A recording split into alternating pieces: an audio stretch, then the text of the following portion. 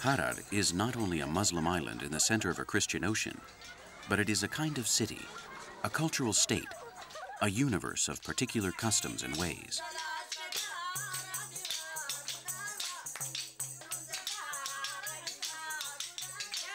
Harari is spoken in Harar, a language that is only used in this region.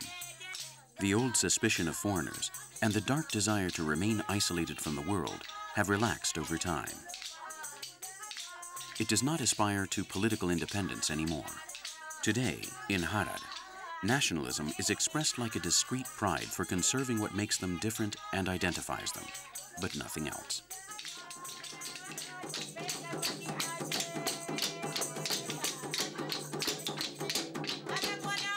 Weddings have always been one of the opportune moments to express this culture. In his stories, Burton wrote about how rich Harari men liked to marry very fat women, and that sometimes they had problems on their wedding night since they weren't able to locate the right spot. That's why there are so many cushions in the Harari home, because the cushion is used to raise the wife's buttocks to facilitate the husband's job.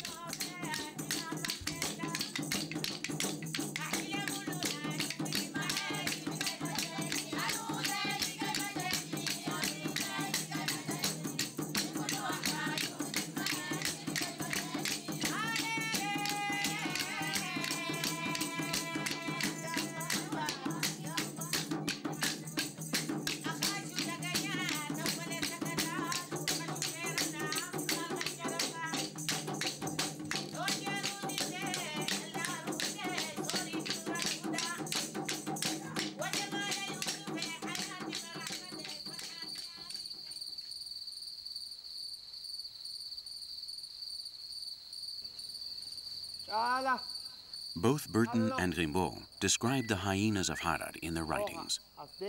For centuries, the hyenas would come close to the walls of the city to eat the garbage at night. It was the custom of certain men to feed the hyenas. Yusuf Nume is the only one left.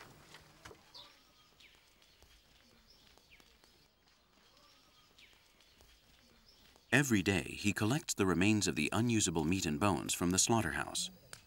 On rare occasions, he kills a cow or lamb. When night falls, he calls the hyenas to eat.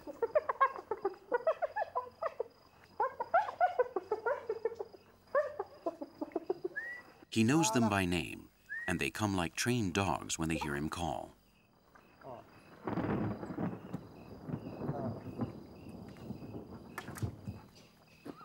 Before, it was a custom.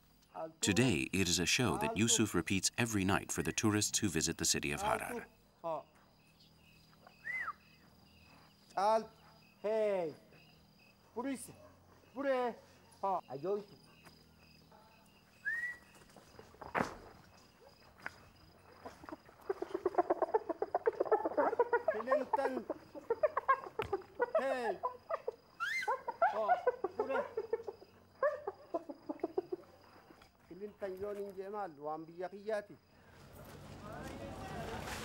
With the daily sale of chat, Waleto earns $15 a week.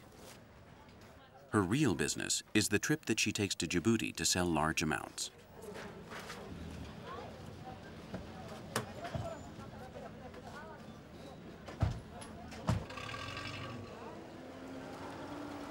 To do so, she has to travel by truck to Dire Dawa, the new financial capital of the region. There, she must wait until the gates of the station are opened in order to take the train that travels only 3 days a week between Addis Ababa and Djibouti.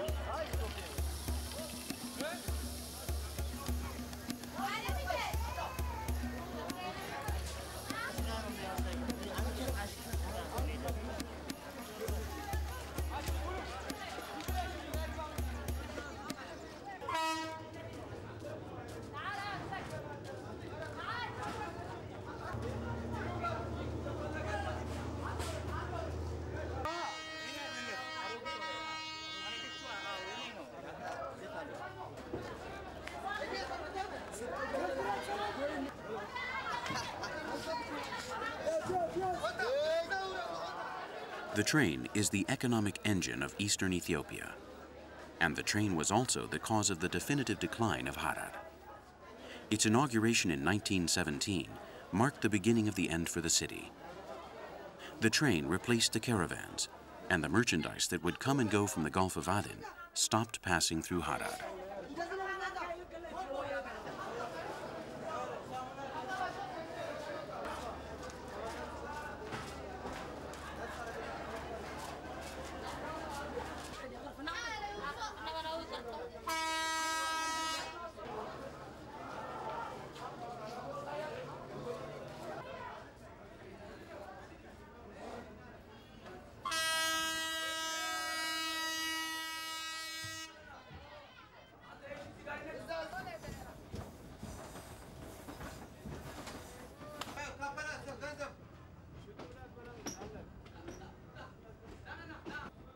The cars are mainly filled with people traveling to Djibouti for the same reasons as Waleto. From Ethiopia, and following different paths, 8 tons of chat are exported to Djibouti daily. The small traders travel by train, those traders who do this sporadically and sell a poor quality of chat. Most of the 8 tons of chat, which is primarily of high quality, travels by plane. Each one of these people needs to have a special license. 2 out of every 3 of them do not have one and sell smuggled merchandise. Saeed Mohammed travels by train 3 times every 15 days and has been making the same journey for 5 years.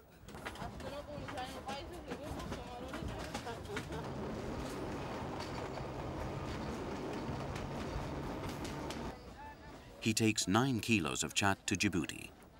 On his way back, he smuggles clothes and electronic devices. Half of his earnings are used to bribe the customs officers.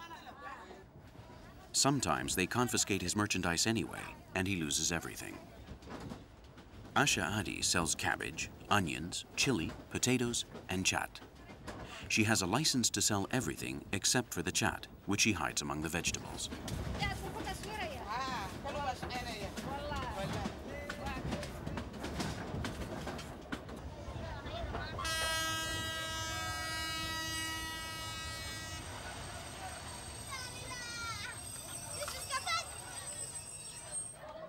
When the train makes a stop, the traders take advantage of the opportunity to sell part of their merchandise.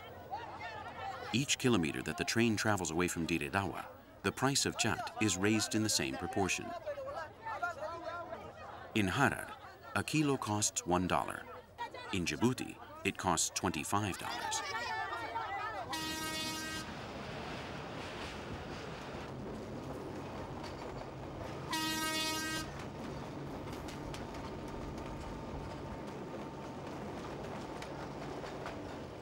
The construction of the railroad from Djibouti to Addis Ababa was marked by disaster since its beginnings in 1897. Menelik II wanted to modernize Ethiopia, and this train line was the symbol of modernity.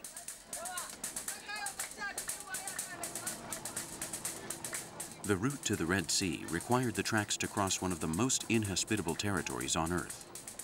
Each kilometer of the line required at least 70 tons of rails and enormous amounts of cement and water, which had to be brought in from considerably far distances.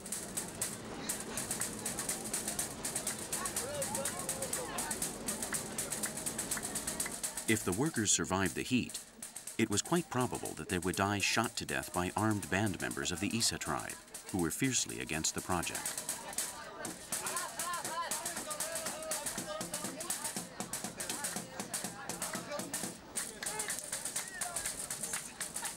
The court of Negus, kings and ambassadors, artists, architects, and adventurers have traveled on this train hoping to reach the imperial city, the capital of the last African empire. But today, it bears smugglers and traders like Waleto. It lacks aristocratic glamour. Nothing remains of its ancient splendor except the scorching heat of the rails and the slow beat of the rhythm of the crickets.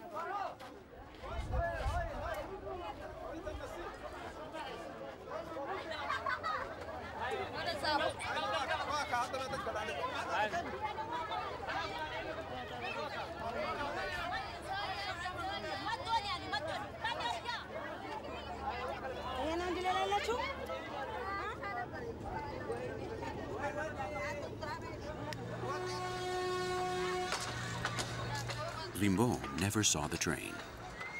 He only made 2 trips to Harar, both on camelback. His last trip was made on a litter when he was sick with syphilis. He abandoned Africa without fulfilling his desires, the dreams he had when he had left Europe behind years before.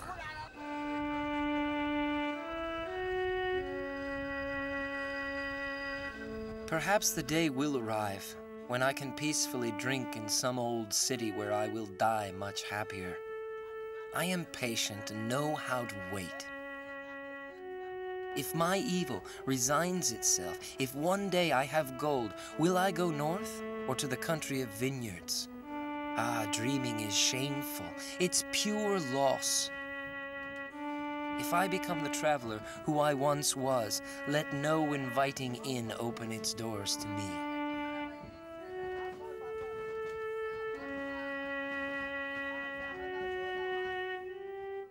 Now I am accursed.